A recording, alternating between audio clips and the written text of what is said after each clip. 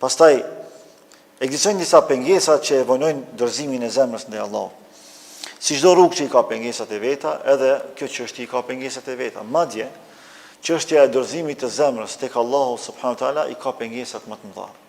Për shkak se djalli i mallkum maksimalisht mundohet që me na pengu neve që na me qenë sa më formal, sa më jo të sinqert, me qenë për atyre që edhe ibadetet i shndrojmë në adete.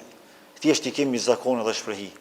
Në mënyrë që mos me leju që këto adhurime me pas përmbajtje, me pas shpirt, për me qenë të thata, që kur dalin para madhërisë Allahut, me gjetë vetëm numër e sasi për jo edhe cilësi. Edhe ruana Zot pastaj me na u bë veprat tona pluhurehi. Cilat janë këto pengesa që e pengojnë zemrën e robit që mos më u dorëzu plotësisht Allahut subhanahu wa taala. Pengesa e parë është, pra nuk është shejtani, qysh mendojmë na zakonisht.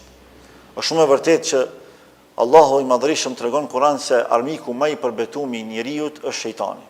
Inna shejtana lakum aduun fattakhidhuhu aduwa. Padyshim shejtani është armik i përbetuar juaj, andaj merreni për armik. Allahu thotë, çështën e shejtanit mos e neglizhoni. Merreni për armik se ai nuk mëshiron, ai nuk fal. Por nuk thotë që është pengesa kryesore në jetën e juaj. Se shejtani s'ka mundësi me të kapë për dorë dhe me të çunë në kat. Mundësia e shejtanit është vetëm përshpëritja, çytja edhe zbukurimi i veprimit. Kaq. Tjerat i bëjmë na vetë.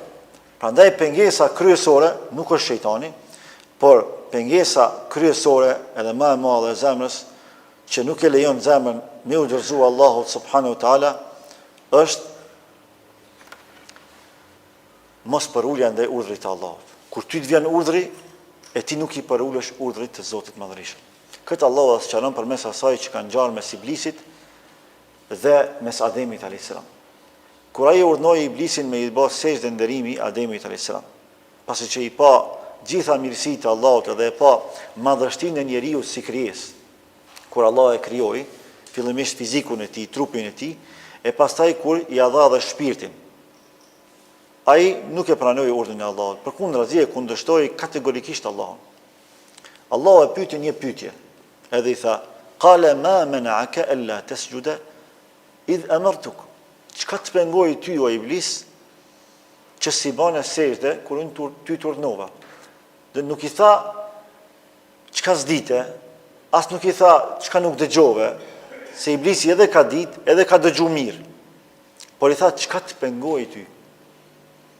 Përgjigjja e tij dihet. Qala ana khairu minhu. Unë jam më i mirë se ai. Khalaqtani min narin wa khalaqtahu min tin. Mua më ke krijuar nga zjarri, ndërkësh atë ke krijuar nga balta. Pra ai nuk deshti më u përul urdhrit të Allahut subhanahu wa taala. Dhe kjo është pengesa kryesore në mosdorëzimin e plot zemrave tona tek Allahu i plotfuqishëm.